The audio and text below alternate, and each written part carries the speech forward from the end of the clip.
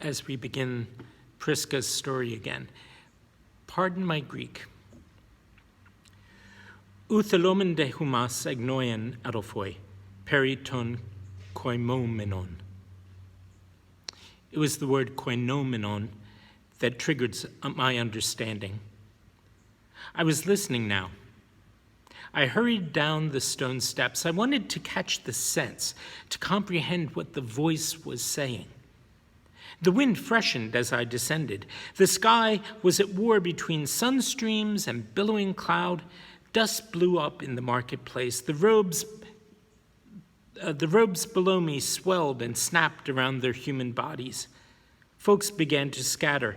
Laborers held their hammers and peered upward. Koinomenon. It means those fallen asleep.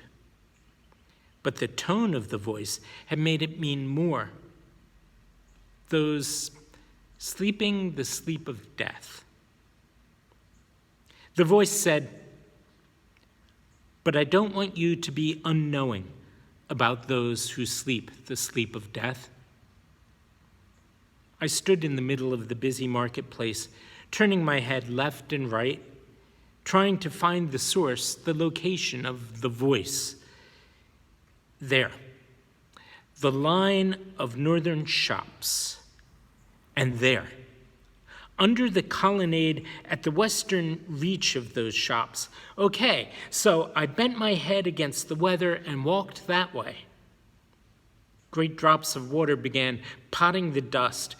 Then here came a high wind, spitting rain, raging with rain, a rain that stung the skin. People dashed for cover. My tunic was suddenly so soaked that it clung to my legs. Children shrieked with fear and glee. Yet, like the cricket that sits in your ear, the voice continued in my hearing, "So that you will not grieve as others do, who have no hope." So that you will not grieve. The colonnade was crowded. Scarcely a cranny for a small woman among the bodies. An angry cry made me step backward. "Stinking, filthy beggar!" Then came the muffled sound of wood on human bone, an immediate yipe, and my own particular voice fell silent, but the crowd was howling outrage. "What's wrong with you, Apelles? He's blocking my doorway. It's raining. No one's doing business now. Bloody beggar, miserable Jew." There came a second smack sound, and the crowd roared, "Get out, Apelles, get out! Throw that echidna out of here!" The bodies parted just in front of me, and a man flew out face forward, landing in the long smear across the wet ground. He rose cursing and ran off to the southeast. In that same instant, I slipped through the opening into the crowd, and now when the voice began again to speak, it was a physical thing before me. A man said, "As others do who have no hope." Did you get that? Another man said, "Yes." The first man said, "Igar pistuamin hoti Jesus apethenen." For since we believe that Jesus died and rose again, even so through Jesus will God bring with him those who have fallen asleep. Oh my heart. Here was no one of any bodily advantage. Here was a small man sitting cross-legged on the stone floor of the colonnade, leatherwork spread around him, his tools and materials close to hand, his head a monument for hugeness, now bowed over his fingers as if too heavy for his stalk of a neck, and patches of blood marking 2 parts on the crown of it. His fingers were flying. He was saying, "For this we declare to you by the word of the Lord."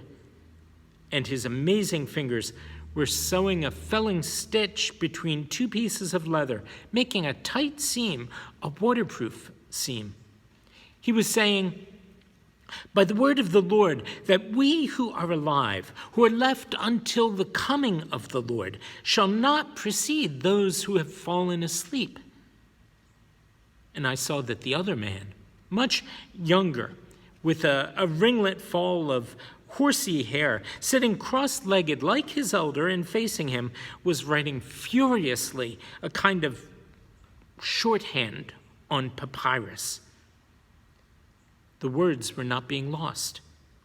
I didn't have to memorize them. They could be found again. Oh, my heart, my heart. For it was the words that took my breath away, not the skinny man, but the voice itself. The rainy day and the wet Corinthians around us and the work I should have been doing and lack of Aquila, all these things vanished from my knowing. Only the little man, only the words that arose from him like birds in a bright ascending flight, only this: for the Lord himself will descend from heaven with a cry of command, the man was saying, with the archangel's call and the sound of the trumpet of God. Even so did he speak while his fingers were stitching, and I was caught between laughing and sobbing at the vision, between believing and fearing it, for the name Jesus was so dear to me, so familiar, and the thought of his coming swelled in me like the breath of well-being, a tingling in my heart, a thump of delight at all things soon to be made right. But where was my mother then? And would my mother also hear that cry, and how would she feel before the sound of the trumpet of God? And the dead in Christ will arise first, the man with the monstrous head was saying. And I found myself sinking to my knees, for he was saying, then we who are alive, who are left, we will be caught up together with them in the clouds to meet the Lord in the air. And so we will be with the Lord. Therefore, comfort one another. Noxious little Jew roach, why will you keep sitting when confronted by your superiors? Suddenly, the rain and the day returned. I jumped to my feet. So did the young scribe jump to his feet, spilling an ink pot, while his elder merely raised his face to gaze up at the newly approaching speaker. Everyone had moved back, in fact, to make room for him. He was an official person with a fat official presence. Behind him, Apelles the shoemaker was dripping and glowering and repeating, "Jump, Jew, jump," for Erastus. And behind Apelles were 4 soldiers bearing weapons, the force that gave this official a real and present authority. Erastus, pink, magnificent, the manager of public markets in Corinth, to whom Aquila and I had paid our taxes 6 months ago.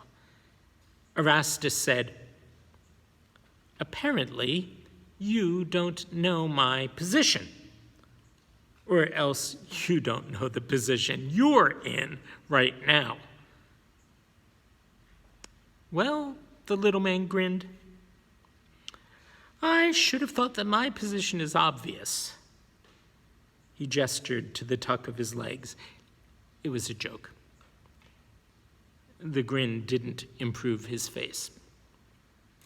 Eyebrows thick and dark and joined in the middle. His nose both narrow and hooked, his eyes red-rimmed in that tremendous skull, a swift mouth, moist red lips, patchy blood on the top of his head, an orange worm of a scar at the hairline. A smile on him looked thievish. Nor did the joke improve the mood of the manager of markets. I think that's a good stopping place for now. Let's pick it up there tomorrow.